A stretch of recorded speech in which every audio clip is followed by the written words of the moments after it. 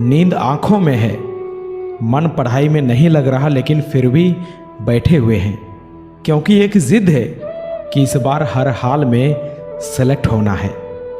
अपने हारते हुए कदमों को मैं बस इसलिए थाम लेता हूँ ताकि मेरी हार से वो लोग ना हार जाए जिन्हें लगता है कि मैं एक दिन सब ठीक कर दूंगा।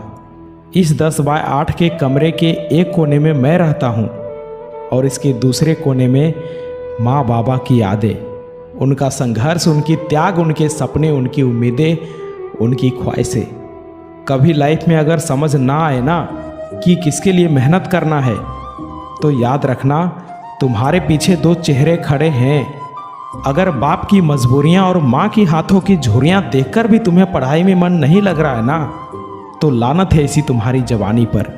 परीक्षा के एक दिन पहले जब पिताजी का फ़ोन आता है और वो बोलते हैं कि इस बार निकाल लेना बेटा, अच्छे से धैर्य से परीक्षा देना, सुबह खाना खाकर जाना, रात में अच्छे से सो लेना, तब ये प्रतीत होता है कि जितना ज़रूरी एक छात्र को नौकरी है, उससे ज़्यादा उसके परिवार को ज़रूरत है। बस इसलिए कभी भी हार मानने का मन छात्रों का नहीं होता। हे पार्थ, यहाँ अपना कोई नहीं है, इसलिए लक्ष्य को हासिल करने में यदि कोई छूटता है तो छूटने दो। किसी को कोई फर्क नहीं पड़ता कि तुम कितनी रातें जगे हो, कितने घंटे लाइब्रेरी में रहे हो, कितने त्योहार को यूं ही जाने दिया और कितने शौक को ज़रूरत नहीं कहकर टाल दिया। परीक्षाएं देने कितने शहर गए, कितने कोचिंग के चक्कर लगाए, किसी को कोई मतलब नहीं। अगर तुम फाइनल रिजल्ट में नहीं हो तो तुमने क्या किया इसका कोई मोल नहीं।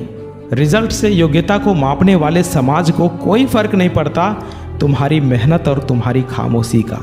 समाज में अगर अपना स्टेटस ऊंचा रखना चाहते हो तो तुम्हें कामयाब होना पड़ेगा। बहुत कर ली टाइम पास, बहुत हो गया बहानेबाजी। मेरे भाई मेरी बहन, अब और मत करो। उम्र तेजी से निकल रही है, माँ बाप बूढ़े हो रहे हैं, साल खत्म होने वाला है, कब तक सोते रहोगे? सामने मंजिल दिखाई दे रहा है, करना क्या है तुम्हें खुद पता है। यही वो मोमेंट है खुद को कंपटीशन से बाहर निकालने का। जब मैक्सिमम लोग दशहरा, दिवाली जैसे फेस्टिवल मना रहे होंगे, तब आप एक कमरे में बंद होकर अपने गोल, अपने लक्ष्य पर काम कर रहे होंगे। आपके पास 3 महीने हैं, अक्टूबर, नवंबर एंड दिसंबर। गायब हो जाओ 3 महीनों के लिए और साल के अंत में उनको ऐसा चकमा दो कि तुम्हारी सफलता को देखकर दंग रह जाए। हमारी ज़िंदगी में ऐसे बहुत लोग होते हैं जो हमारी मेहनत, हमारी सफलता नहीं बल्कि हमारे हारने का तमाशा देखना पसंद करते हैं। ऐसे